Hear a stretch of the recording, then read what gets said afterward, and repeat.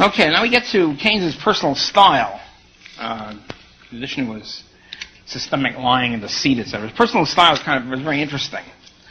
Basically, as the Johnsons point out, he flattered his students outrageously. If you were a student, he'd say any dumb thing he said, he'd say, yes, there's a great point there. So he's very charming and flattering to his students, thereby gathering their loyalty. And he was vicious to any of his colleagues in public. In other words, he'd denounce, he'd try to show up his colleagues being stupid in front of their common students.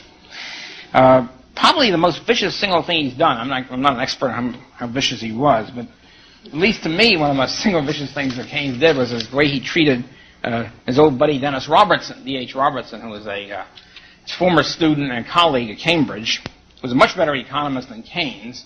But one of the things about Robertson was he was extremely and painfully shy, even in a period of very shy academics, of eccentrics and all that. He stood out. He was almost pathologically shy.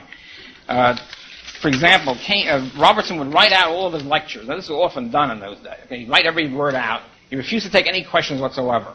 Wouldn't talk to anybody. Was the key thing for Robertson.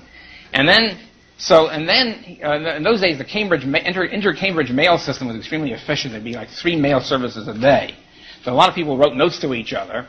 But his secretary was right next to him. He'd never speak to his secretary. Just write a message to her.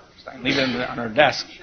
So this poor guy, and a very sweet guy, is obviously filled with gentle quotes from Alice in Wonderland, things like that.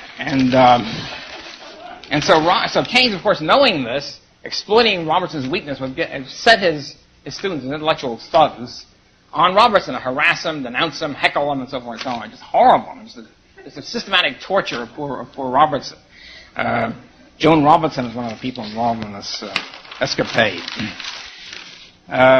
So I think that sort of sums up in many ways Keynes's character, brutality and sadism of his character.